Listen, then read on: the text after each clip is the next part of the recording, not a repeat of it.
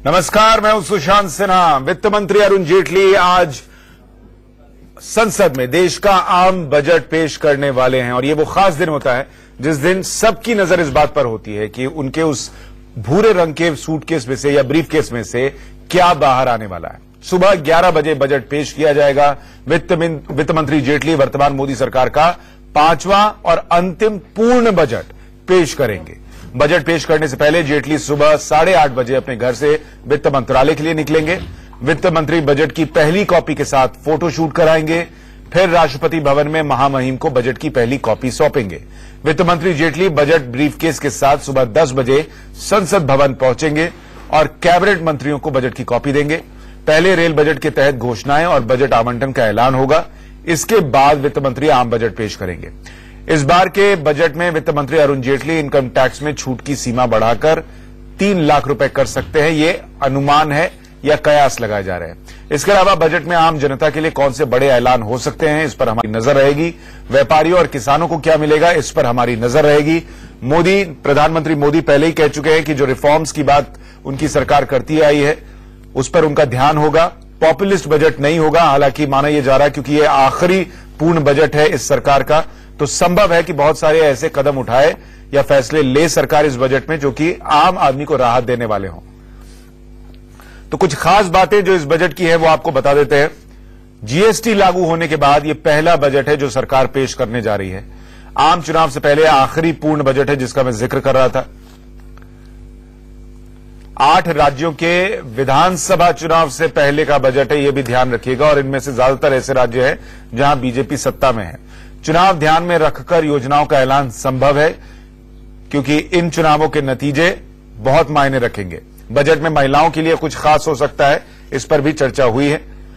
वित्त मंत्री अपना 5वां बजट पेश करने वाले हैं। वो हिंदी में बजट पेश कर सकते हैं, यह कहा जा रहा है। अमूमन अंग्रेजी में बजट पेश किया जाता है लेकिन वो हिंदी में करेंगे। दूसरी बार रेल बजट और आम बजट एक साथ आएगा। आपको याद होगा पिछले साल से ही मोदी सरकार ने रेल बजट को खत्म करके आम बजट में ही मिला दिया था। दूसरी बार 1 फरवरी को बजट पेश होगा। इससे पहले फरवरी के आखिरी दिन आम बजट पेश होता था।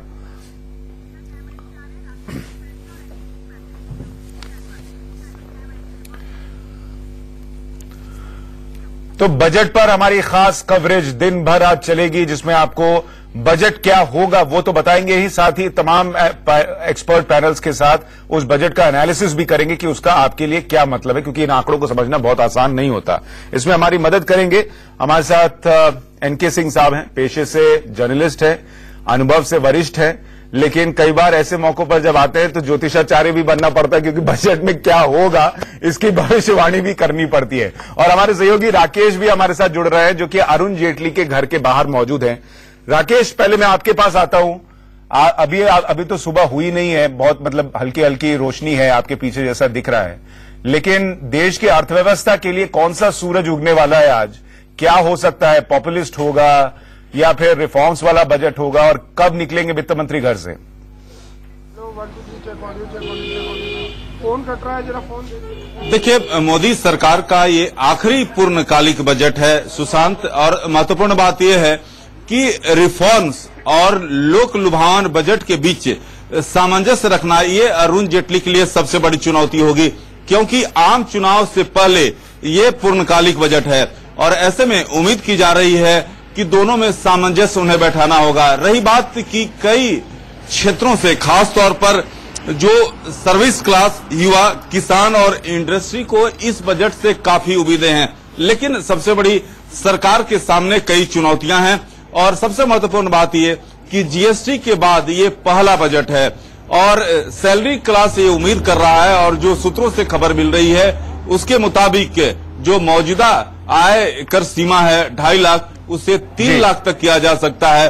रही बात किसानों की, किसानों का जो बड़ा वर्ग है कहीं न कहीं नाराज है, तो उनके लिए कई घोषणा की जा सकती है। और पेट्रोल और डीजल के क्षेत्र में जिस तरह से लगातार दाम बढ़ रहे हैं, तो ऐसे में इस बजट में 2 रुपए एक्साइज टैक्स में छूट दिया जा सकता है। ये बड़ा फैसला हो सकता है जिसका आप जिक्र कर रहे हैं, इस पर भी हमारी नजर रहेगी। मनोहर केसरी हमारे साथ नई दिल्ली रेलवे स्टेशन से जुड़ रहे हैं। मनोहर, मैं आपके पास आऊं उससे पहले एनके सिंह जी का एक रिएक्शन लेना चाहता हूं। सर, बहुत सारे बजट हमने देखे और अमूमन जब चुनाव के पहले का बजट होता है, आखिरी बजट होता है और विधानसभा चुनाव भी बहुत सारे होते हैं तो लोक लुभावन ही बजट होता है। लेकिन मोदी सरकार चौंकाने के भी कई फैसले पिछले कई सालों में लेती रही है, तो उससे भी इनकार नहीं किया जा सकता।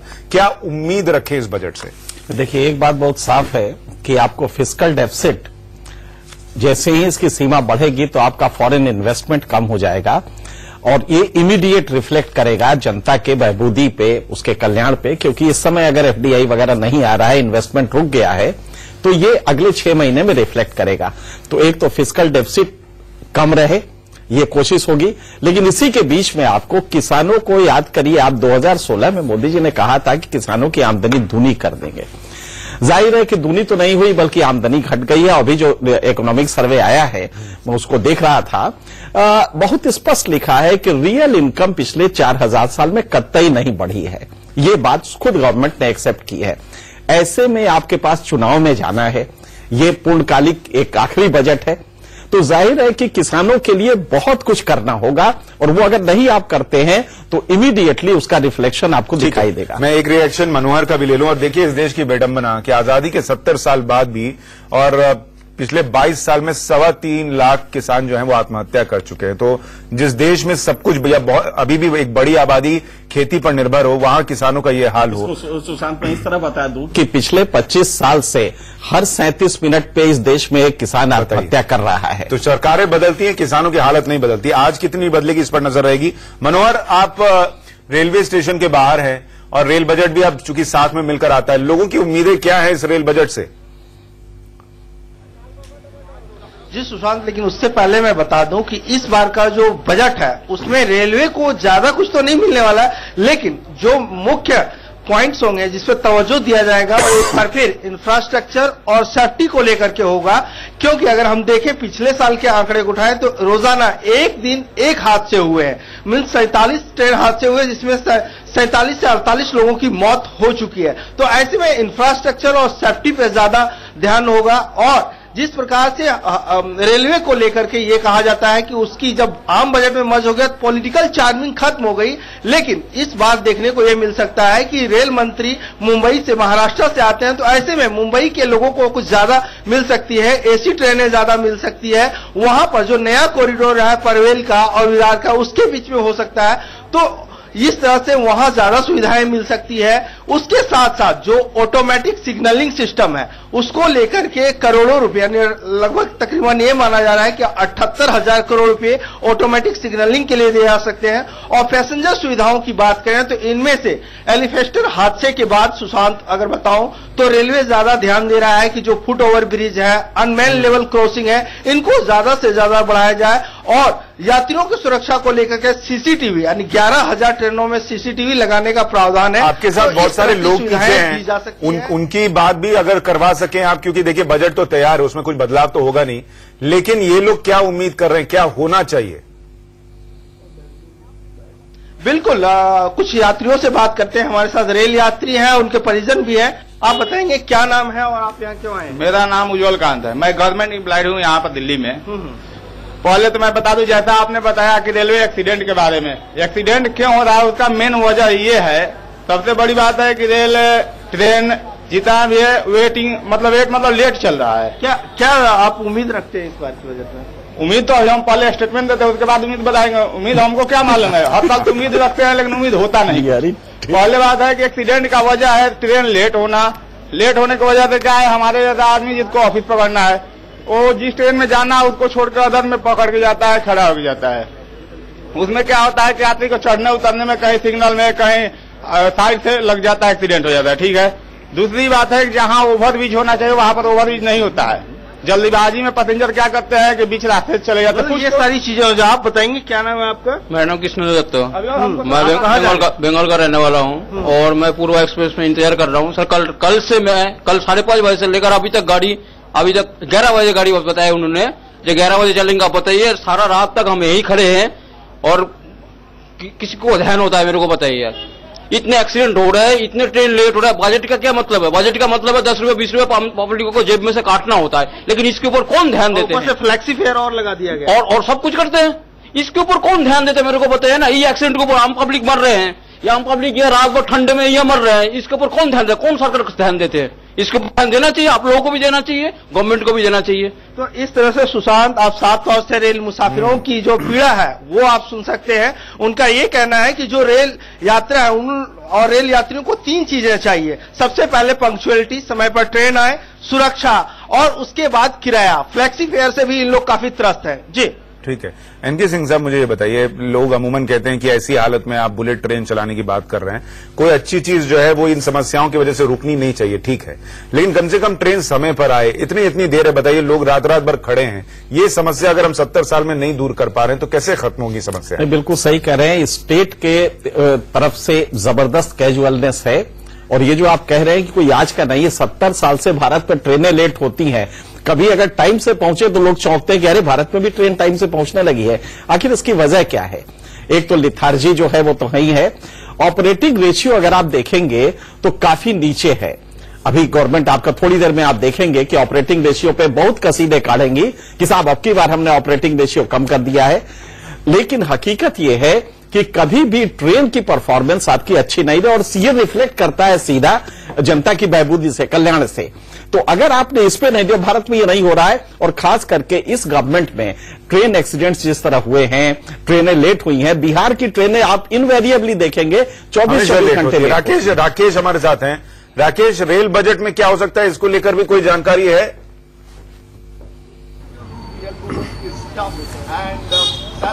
देखिए, रेल बजट के बारे में जिस तरह से सूत्रों के हवाले से हमारे पास खबर आ रही है, उसके मुताबिक इंफ्रास्ट्रक्चर पर जोर दिया जा सकता है। साथ ही साथ कई राज्यों में जहां पर विधानसभा चुनाव होने वाले हैं, वहां के लिए रेल की घोषणाएं की जा सकती है।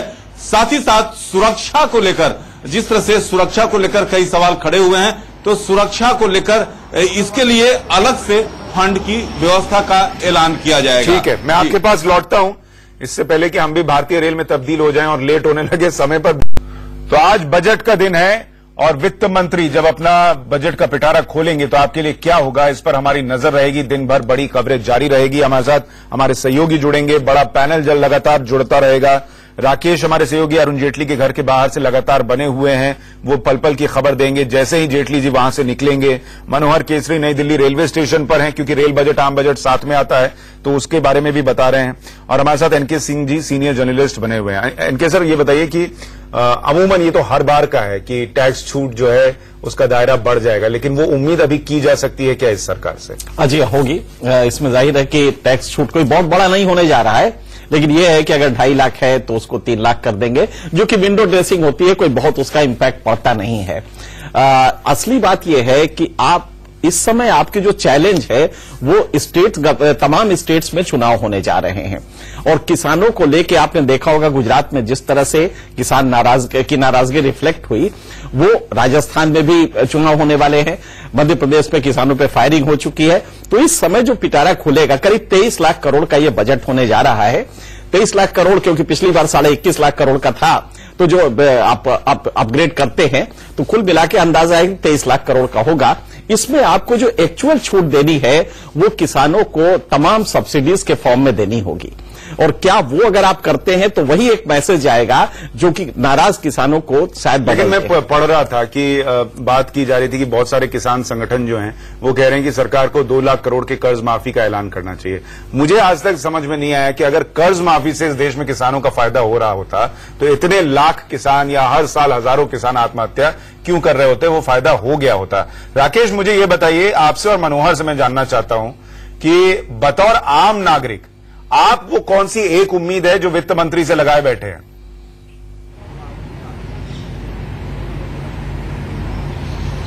देखिए, जहां तक आयकर सीमा की बात है, आयकर सीमा सुशांत 2.5 लाख रुपए से 3 लाख तक किए जाने की पूरी संभावना है। लेकिन सरकार को अगर ये 3 लाख करती है तो ऐसे में जो वित्त मंत्रालय के सूत्र हैं उनका कहना है कि 28,000 करोड़ रुपए की सरकार की चपत लग सकती है। लेकिन सरकार के सामने कई चुनौतियां हैं। जहां आम चुनाव है ही, कई राज्यों में विधानसभा चुनाव है। तो ऐसी स्थिति में जहां जो नौकरी पेशा वर्ग है उसे खुश करने की कोशिश की जाएगी, वहीं किसानों की जहां तक बात है, किसान का बड़ा तबका जो है ये सरकार से कहीं न कहीं नाराज है। तो ऐसी स्थिति में किसानों के लिए भी इस बजट में खास रहने वाला है, ये सूत्र बता रहे हैं। मनोहर, आपकी क्या उम्मीद है? देखिए सुशांत, मेरी उम्मीद साफ तौर से है कि अगर हम रेलवे सेक्टर की बात करें तो समय पर ट्रेनें हमें पहुंचाए, सुरक्षा जोन में हो, ट्रेन हादसे कम हो, और दूसरी बात अगर हम हेल्थ की भी करें तो हेल्थ में मेडिकल इंश्योरेंस की अगर बात करें तो सभी के लिए इंश्योरेंस हो। तो हो सकता है इस बजट में इसका भी ऐलान हो कि एक मेजर जो समाज का वर्ग है उसके लिए हेल्थ इंश्योरेंस सरकार लेकर के आए। और तीसरी बात है कि जिस प्रकार से लोग आम चीजों से जुड़े होते हैं, महंगाई से लोग जूझ रहे हैं, तो ऐसी स्थिति में उनका यह है कि कुछ चीजें जैसे जीएसटी है, तो जीएसटी में कुछ ऐसी चीजें हैं जो और लोगों को परेशान कर रही है, व्यापारी वर्ग को परेशान कर रही है, उनको उस दायरे से बाहर लाया जाए, उनमें टैक्स कम किया जाए। जी ठीक है, मैं इस पे भी लौटूंगा। और जैसा आप कह रहे हैं हेल्थ सेक्टर पर भी सरकार का ध्यान होना चाहिए। कुछ लोगों की मांग ये भी है कि जो मेडिकल रिएम्बर्समेंट अभी 15,000 रुपए का है उसकी छूट मिलती है, वो बढ़ाकर दायरा। सुशांत, एक अच्छा चीज है हेल्थ सेक्टर में सोशल सिक्योरिटी स्कीम्स। अगर आपकी जीडीपी का वॉल्यूम ज्यादा है, और भारत में इस समय जीडीपी आपने देखा होगा, कल ही रिपोर्ट आई है, इस समय हमारा जीडीपी करीब $2.6 ट्रिलियन का है, या यूं कहिए कि 160 लाख करोड़ रुपए का है। तो ऐसे में सोशल सिक्योरिटी स्कीम्स, चूंकि इलेक्शन सामने है, तो social security schemes Modi ji कुछ लॉन्च करेंगे। वो होता है कि नहीं। हम एक छोटे से ब्रेक के लिए रुक रहे हैं, जल्द लौट रहे हैं। मैं समझता हूं कि टैक्स की स्लैब को कम करके सरकार एक बार कोशिश करे तो अच्छा होगा। जब रिटेल बढ़े, आमदनी बढ़े, एक स्टैंडर्ड ऑफ लिविंग आदमी की हो जाती है। कॉमन इनिशियल नीड की डेली लाइफ की चीजें हैं वो थोड़ी सस्ती हो जाए और आसान हो जाए थोड़ा सा जीवन लोगों का। यूं तो अमूमन सबकी नजर रहती है कि दूसरे के ब्रीफकेस में क्या है, लेकिन वित्त मंत्री के ब्रीफकेस में क्या है इस पर नजर रखने में कोई बुराई नहीं, क्योंकि आज बजट का दिन है और वित्त मंत्री अरुण जेटली आज देश का आम बजट जो है वो संसद में पेश करेंगे, देश के सामने रखेंगे। 5 तस्वीरें आपके सामने हैं। कैसा होगा आम बजट, ये सवाल सबके मन में है, क्योंकि ये आखिरी पूर्ण बजट है मोदी सरकार का। जनता की तमाम उम्मीदें हैं। व्यापारियों को क्या मिलेगा इस पर भी हमारी नजर रहेगी। किसानों के लिए क्या होगा, क्योंकि जो आर्थिक सर्वे सामने आया था उसमें भी इस बात का जिक्र था कि किसानों के लिए कुछ कीजिए, जरूरत है इसकी। और वित्त मंत्री अरुण जेटली सुबह 8:30 बजे अपने घर से निकलेंगे और बजट लेकर पहले राष्ट्रपति के पास जाएंगे, फिर मंत्रिमंडल के पास पहुंचेंगे और फिर संसद भवन पहुंचेंगे, जहां ये फोटो अपॉर्चुनिटी जिसकी आप तस्वीर देख रहे हैं वो होगा। और फिर वो बजट पढ़ेंगे सुबह 11 बजे से, जिसमें आम बजट भी होगा और रेल बजट भी होगा। इसी पर हमारी बड़ी कवरेज दिन भर आज जारी रहेगी। 4 या 5 मिनिस्ट्रीज की डिस्कशन होती है पार्लियामेंट में, सभी की तो होती नहीं, और वो 4-5 में कभी रेलवेज की कभी बारी आएगी कि नहीं आएगी मालूम नहीं। डिस्कशन होती भी, वो भी कम होती हैं। एक तो ये अनिवार्य करें ये पीछे अगले वाले कम से कम 10 वर्षों के लिए कि रेल पे डिस्कशन आए वर्ष होगी, रेल पे डिस्कशन आए वर्ष होगी। बेशक बजट उसमें मिला दें लेकिन उस पर डिस्कशन होगी, और ये एश्योरेंस दें कि उसका एक एक चीज हम लोगों के सामने रखेंगे। देश में समस्या है वो 2 है। एक, नौजवानों को रोजगार नहीं मिल रहा है जिसका इन्होंने बड़ा बखान किया था, और दूसरा जो स्थिति हमारे किसान की है, जो किसान के और जो हमारे निचले स्तर के जो कारखानों में काम करने वाले लोग हैं, जो हमारे श्रमिक हैं, उनकी जो आज स्थिति है उस पर एक सवालिया निशान लग चुका है, और इसलिए उन पर हमको तत्काल कुछ करने की आवश्यकता है। तो तत्काल कुछ ऐसे विषय हैं जिन पर सरकार को कुछ करने की जरूरत है, ये बात बहुत सारे लोग कह रहे हैं। और इसमें एक तो किसान का मुद्दा है और दूसरा रोजगार का मुद्दा है। हमारे सहयोगी राकेश और मनोहर केसरी भी हमारे साथ बने हुए हैं और सीनियर जर्नलिस्ट एनके सिंह भी हमारे साथ हैं। एनके सिंह साहब, ये बताइए कि एक मुद्दा जिस पर यह सरकार बार बार घिरती है वो है रोजगार का। रोजगार सरकार गिना नहीं पा रही है आंकड़े के लिहाज से। अगर आज भी वित्त मंत्री कुछ ऐसा ऐलान करें जिससे कि एक तरीके से आप अपना बिजनेस शुरू कर सकते हैं या उसमें फायदा हो सकता है, वो काफी होगा, या सीधे सीधे दिखना चाहिए कि रोजगार आएगा, ये भी होना चाहिए बजट में? नहीं, जाहिर है कि रोजगार अगर नहीं आता है तो इसका जो मैसेज जाएगा वो बड़ा व्यापक है और जा रहा है। अभी 2 दिन पहले Indian labour organisation ILO Geneva based जो कि UN की बॉडी है, उसकी एक रिपोर्ट आई है और उसमें बड़ा स्पष्ट कहा गया है कि रोजगार के अवसर कम होंगे भारत में और अगले 2018 और 19 में ये लगातार कम होते रहेंगे। एक तरफ ये है आपका, दूसरी तरफ इंडियन मॉनेटरी फंड की रिपोर्ट है कि साहब आपका GDP 7.4 और 7.6 होने जा रहा है 18 में। तो अगर GDP ग्रोथ बढ़ रहा है, GDP ग्रोथ रेट बढ़ रहा है, तो क्यों ये रोजगार में ट्रांसलेट नहीं हो रहा? यही सरकार की सबसे बड़ी मजबूरी है। क्या ये एम्प्लॉयमेंट सेंट्रिक नहीं है? तो आज जो आएगा आप बहुत स्पष्ट देखेंगे, इसमें कोशिश ये होगी कि कहीं ना कहीं से एम्प्लॉयमेंट जनरेशन के मॉड्यूल्स तलाश किए जाएं और ये इसका चैलेंज है। जो रोजगार नहीं मिल रहा युवाओं को, और मोदी जी ने पूरा भरोसा किया था कि युवा हमें वोट देंगे, लेकिन वो युवा जब जॉब नहीं पा रहा है, आज आप देखें जिस तरह से हर साल जॉब मार्केट में 1.5 करोड़ लोग खड़े हो जाते हैं और आपके पास जॉब 10 लाख भी नहीं होते हैं, तो ये और मल्टीप्लाई होता जा रहा है। तो एक बड़ा क्राइसिस है और इसको आप कन्वर्ट तभी कर सकते हैं जब रोजगार की अपॉर्चुनिटीज, जैसा आपने कहा है कि हमने छोटे छोटे रोजगार देंगे, पकौड़ी तलने को भी आपने रोजगार बताया, तो हो सकता है कि पकौड़ी तलने वाले देश में ज्यादा आ जाए, लेकिन पकौड़ी खाएगा कौन? खाएगा तो पेट खराब हो जाएगा। इसलिए उसको देखना होगा कि क्या आप हेल्थ सेक्टर में भी इस तरह के वो दे रहे हैं, तो एक बड़ा क्राइसिस है। ठीक है, राकेश हमारे साथ हैं। राकेश, थोड़ी देर में अब वित्त मंत्री वहां से निकलेंगे करीब 1 घंटे बाद, तो उस पर भी हमारी नजर रहेगी।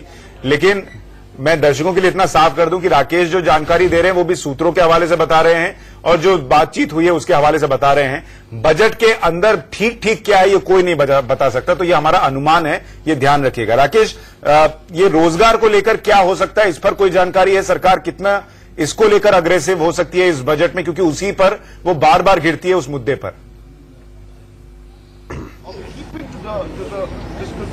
देखिए, मोदी सरकार से जो युवाओं की आशा थी कि जो नौकरी का सृजन होगा, लेकिन जिस स्तर पर होना चाहिए था उस स्तर से नहीं हुआ। लेकिन उम्मीद की जा रही है, जो सूत्र बता रहे हैं कि वैसे उद्योगों को जो कई टैक्सों में छूट दिया जा सकता है जो नौकरी का सृजन करेंगे। तो ऐसी स्थिति में ये पहली बड़ी खबर आ रही है। लेकिन महत्वपूर्ण बात यह है कि युवाओं को लुभाने के लिए इस बजट में कई घोषणाएं होंगी, ये सूत्र बता रहे हैं सुशांत। और ये अरुण जेटली के घर के बाहर की तस्वीरें हम आपको दिखा रहे हैं। अमूमन सारी हलचल हमारे मन में ज्यादा होती है क्योंकि हमको पता नहीं है बजट में क्या है। जिसने बजट बना रखा है वो तो कम से कम आराम से सो सकता है, उसकी चिंता बाद में होती है कि रिएक्शन क्या आएगा। मनोहर केसरी, आपका कल एक ट्वीट में देख रहा था कि एक रेलवे कोच फैक्ट्री लगाने की भी बात है जिससे कि रोजगार पैदा हो सके। क्या रेलवे में रोजगार पैदा करने या हेल्थ सेक्टर में पैदा करने के लिए कुछ खास कदम उठा सकती है सरकार? देखिए, बिल्कुल, अगर हम 3 साल की मोदी के अब तक के कार्यकाल में देखें तो उसमें रेलवे में जो रिक्रूटमेंट होना चाहिए था, अगर हम गैंगमैन की बात करें तो 30 से 40 हजार पोस्ट खाली पड़े हुए हैं, लाखों वैकेंसियां हैं। तो ऐसे में ये ऐलान हो सकता है, रेल मंत्री भी कई बार कह चुके हैं कि अब आने वाले वक्त में जो वक्त बचा हुआ है 1 से 1.5 साल का, तो ऐसे में वो वैकेंसियां निकाल सकते हैं। हालांकि कुछ जोन में अलग तरीके से वैकेंसी निकालनी शुरू कर दी है। तो ऐसे में अगर बात करें वैकेंसीज की, तो हो सकता है कि ऐलान कर सकते हैं कि कितने पोस्ट जल्द से जल्द भरे जा सकते हैं। दूसरी बात है, जहां तक रेल कोच फैक्ट्री की बात करें तो सारे नेता जितने अब तक रेल मंत्री बने हैं वो अपने अपने इलाकों में इस तरह की कोच फैक्ट्री या अलग अलग लोकोमोटिव का ऐलान कर चुके हैं। तो ऐसे में ही एक कदम जो है सो लातूर में, जो पिछले साल वहां पर पानी की बहुत ज्यादा किल्लत हुई थी तो रेलवे वहां पर पानी पहुंचाया था, तो एक रेल कोच फैक्ट्री है और ये कहा गया है कि वहां पर नौकरियां भी मिलेगी। तीसरी बात है सेमी हाई स्पीड और हाई स्पीड कॉरिडोर को लेकर के, तो दिल्ली, मुंबई, चेन्नई, कोलकाता, ये जो सेमी हाई स्पीड और हाई स्पीड कॉरिडोर है इसे लेकर के भी बजट का प्रावधान हो सकता है। जी ठीक है, मैं एक बात और समझना चाहता हूं इनके सिंह जी की सरकार जो है वो लोगों से निवेश के लिए भी कहती है कि आप भी अपना पैसा घर पे मत रखिए, बैंक में मत रखिए, लगाइए। और दूसरी तरफ खबर यह भी है कि जो लोग म्यूचुअल फंड में पैसा लगाते थे और 1 साल का कैप था कि आप उसके बाद वो टैक्स फ्री हो जाता था, अब उसको भी बढ़ाने की बात हो रही है कि 3 साल जो है वो आप उसको कर दिया जाएगा। तो ये चीजें क्या लोगों के खिलाफ जा सकती है या सरकार के खिलाफ जा सकती है? नहीं, ये बहुत बड़ा एक है। हालांकि बहुत कम लोग म्यूचुअल फंड में पैसा लगाते हैं, भारत में भी अभी उसका परसेंटेज ज्यादा नहीं है, लेकिन कहीं ना कहीं चूंकि ये अर्बन मिडिल क्लास है जो कि उसमें पैसा लगाता है और अपने म्यूचुअल फंड्स में, तो उसमें यह है कि नाराजगी थोड़ी सी होगी। लेकिन आज जो सरकार के पास प्रॉब्लम यह है कि इस मार्केट में इतना पैसा आ रहा है क्योंकि ऊपर का वर्ग संभ्रांत हो रहा है। और आप ध्यान रखिएगा, इस बजट में एक जो सबसे बड़ी दिक्कत हो रही है, अभी 4 दिन पहले जो रिपोर्ट आई है ऑक्सफैम की, जिसमें यह कहा गया है कि जो 2017 में वेल्थ जनरेट हुई है उसका 73% सिर्फ ऊपर के 1% के पास पहुंचा है।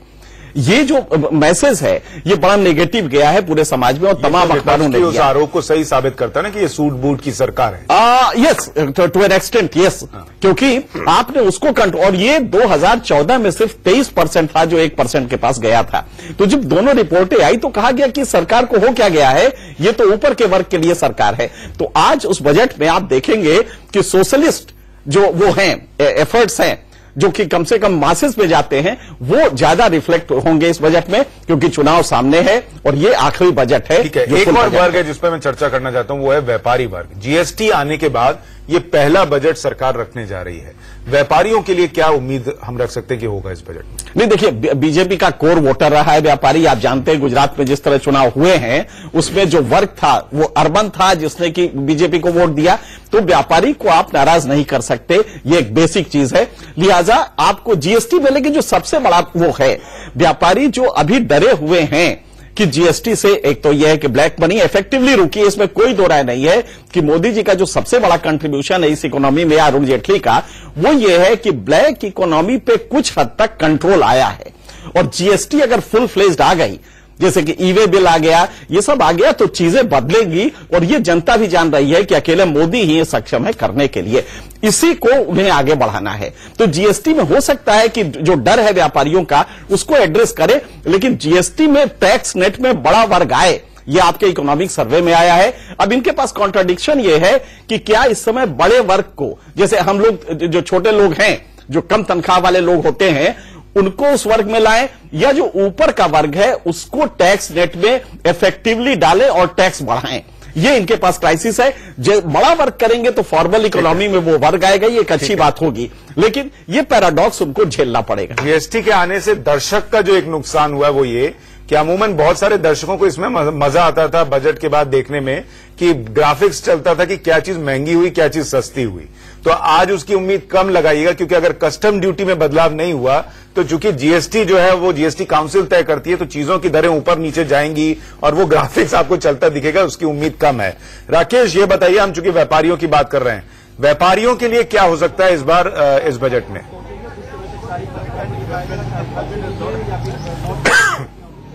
देखिए, व्यापारी वर्ग की इस बजट से काफी आशाएं हैं, लेकिन जिस तरह से अगर बात करें वित्त मंत्रालय की, तो अगर जहां तक उनके कई टैक्सों में छूट का ऐलान जो है किया जा सकता है, लेकिन सबसे महत्वपूर्ण जोर जो रहेगा किसानों पर रहेगा, युवाओं पर रहेगा, साथ ही साथ शिक्षा और स्वास्थ्य पर इस बजट में खास रहने वाला है। सुशांत, ठीक है। मनोहर, मैं आपके लिए थोड़ा सा सवाल इसको पलट देता हूं कि बजट में क्या रहेगा, इसकी जगह ये आप बता दीजिए कि अगर आपकी व्यापारी वर्ग से बातचीत हुई, आप लोग लगातार कवरेज कर रहे हैं पिछले कुछ दिनों से, व्यापारी वर्ग क्या चाह रहा है कि इस बजट में क्या हो?